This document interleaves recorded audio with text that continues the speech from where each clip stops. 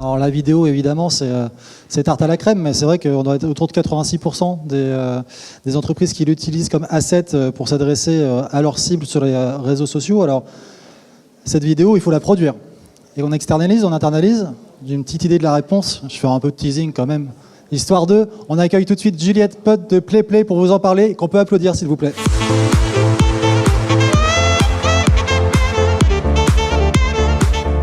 Bonjour à tous, j'espère que vous allez bien, que vous n'êtes pas encore en train de faire la sieste. Je sais qu'il est presque 15 heures, j'espère que vous avez pris du café. Enchantée, donc moi je m'appelle Juliette, je travaille chez PlayPlay, donc un outil de création de vidéos en ligne, notamment pour les entreprises. Du coup, moi je vais vous parler effectivement de vidéo. Alors la vidéo, bon, je pense que vous le savez tous, c'est l'asset qu'on privilégie dans chaque stratégie, que ce soit stratégie marketing, communication, RH. Moi, je voulais juste revenir sur le symbole Play. Je pense que si vous voyez un symbole Play, peu importe où, vous voulez cliquer dessus. Même un bouton physique, vous voulez cliquer dessus.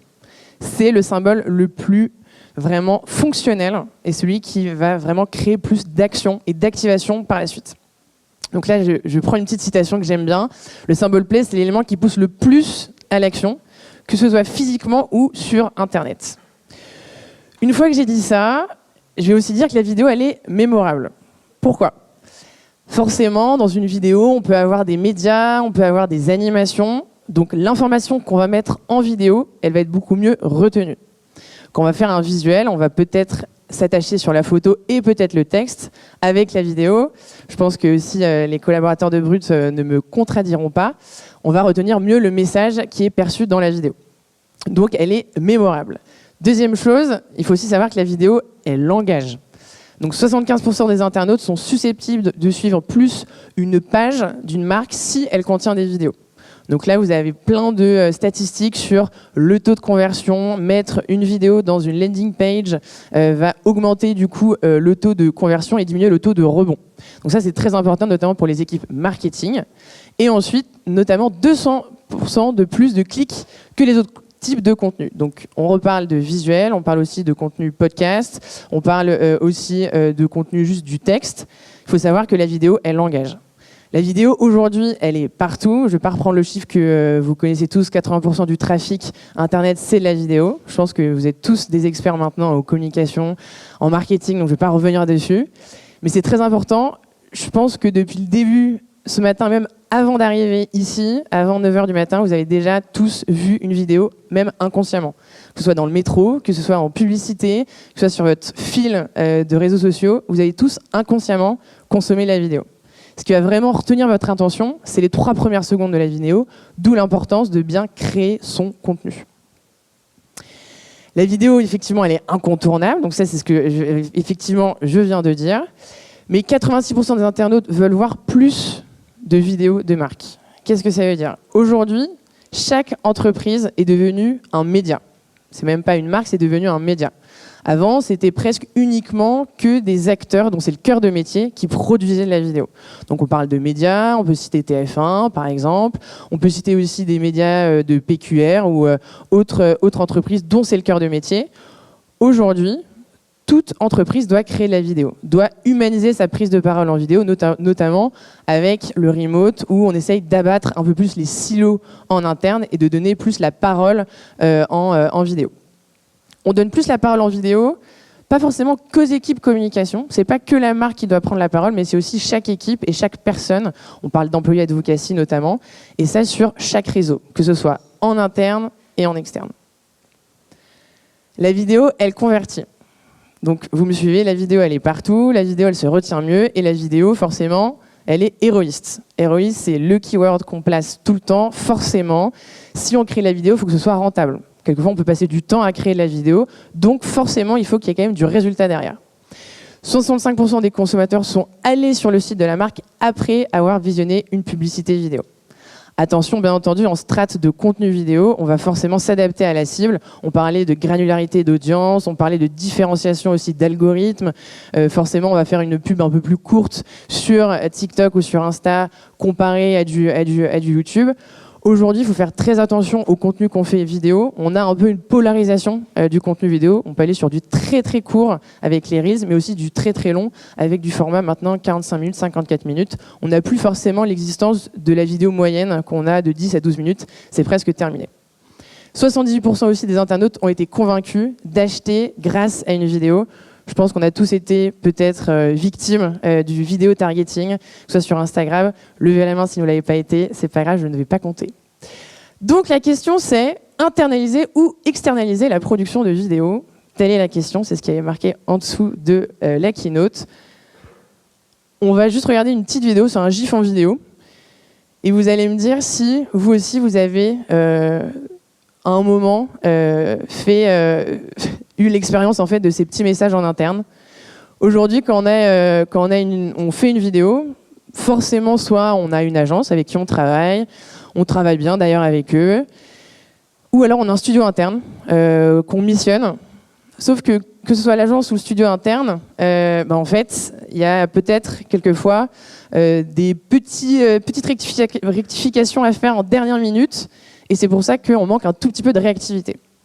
Donc on essaye de trouver des process, mais bon, c'est un process qui se rajoute, et puis c'est une demande qui se rajoute, et puis au final, on n'est pas les seuls à demander, et puis au final, en fait, l'information, elle est passée, et au final, ça ne sert plus à rien de faire la vidéo, et puis voilà.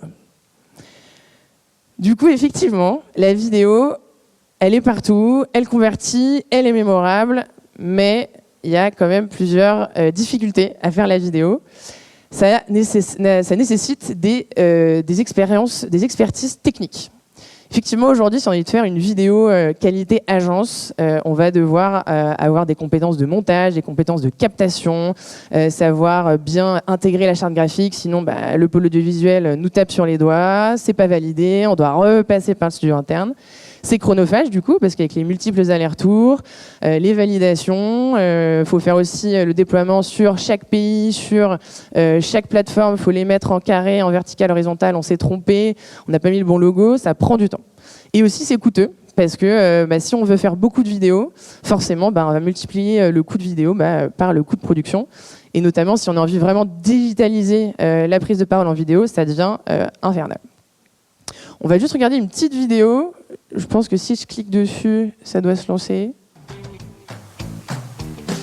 Déjà, ça nous a permis de créer plus de vidéos, forcément, d'être plus autonome, plus agile au quotidien, améliorer l'engagement email et SMS dans nos campagnes marketing, d'améliorer l'engagement de nos clients. Ça permet de l'agilité, ça permet de la mutualisation pour un meilleur partage des contenus. Et tout simplement de répondre à un besoin, de communiquer à un moment précis et de la manière dont on le souhaite, et toujours dans un cadre très charté. On a un budget qui est moindre, des délais qui sont très courts, on gagne grandement en autonomie et on a une qualité des vidéos qu'on peut réaliser par nous-mêmes qui est vraiment meilleure par rapport à ce qu'on pouvait faire par le passé. On avait vraiment envie de devenir plus autonome sur la création de vidéos, donc tourner, monter et publier. Donc les vidéos aujourd'hui elles sont presque toutes à 100% Covea. On est moins tributaire des agences de communication. Et le but, c'était aussi de faire monter les équipes de Covea en compétences sur la création de vidéos. Donc aujourd'hui, on participe tous à ces créations et c'est ce qui rend le contenu encore plus dynamique. Vous l'avez donc bien compris, ça représente 3 avantages. Un, c'est le contrôle. Contrôle forcément du budget, qui dit faire une vidéo, encore une fois, en plusieurs versions, en plusieurs langues, sur différentes audiences. Du coup, ça nécessite des coûts. Et je pense qu'aujourd'hui, on est tous dans une logique de rationalisation des coûts, notamment avec ce qui va potentiellement nous arriver en 2023. Le chronophage, la période de chronophage, nous on essaye de réduire aussi par rapport à tout ce qui est délai. Et quand je dis délai, c'est la création de la vidéo, c'est pas juste créer la vidéo, c'est l'inspiration, c'est la création, c'est la captation, c'est la génération du rendu final, c'est la distribution. Il y a beaucoup d'étapes dans une création de vidéo. Et c'est vrai qu'aujourd'hui, on essaye de limiter au plus les délais. L'image, c'est la partie captation. Donc forcément, on se dit que 90% de la performance d'une vidéo réside dans le choix des médias, donc dans la captation et aussi dans l'upload après sur les différentes plateformes. Encore une fois, l'image très très très très importante. Et les deux autres avantages, c'est très important, c'est surtout la collaboration et l'autonomie. Aujourd'hui, on parle de réactivité, il faut poster l'information qui va capter le plus notre audience à l'instant T, et c'est en étant autonome dans la création de contenu et en pouvant aussi contrôler ce qui sort de la plateforme qu'on va pouvoir vraiment optimiser notre stratégie de contenu vidéo sur toutes les plateformes. Mutualisation, collaboration. Aujourd'hui, je pense qu'il n'y a pas qu'une personne qui va créer la vidéo au sein de votre entreprise. Il y a toutes les équipes. C'est pas uniquement les social media managers. Il peut y avoir maintenant le responsable marketing, le responsable commercial qui peut faire des vidéos. Et aujourd'hui, ils n'ont pas le temps. Donc forcément, on essaye le plus possible de leur faire gagner du temps et forcément de leur faire économiser du budget. Juste quelques petits exemples vidéo et le temps est passé. On a aussi pas mal de cas clients, donc on accompagne surtout des grandes entreprises donc comme EDF, Crédit Agricole, Orange ou effectivement Crédit Mutuel, des groupes de grande consommation et retail aussi. Juste pour vous dire, effectivement, la vidéo aujourd'hui, ce qu'il faut retenir, c'est que c'est pas uniquement les communicants qui veulent faire des vidéos, c'est aussi des équipes formation, des équipes de réseaux sociaux, des équipes RH, des équipes vraiment formation, des équipes de recherche aussi. Et ça ne touche pas uniquement que les gens experts. Et c'est notamment grâce à la collaboration, à l'autonomie qu'on essaye de mettre en place, qu'on essaye de rendre autonome chaque personne au sein de l'entreprise. Merci beaucoup.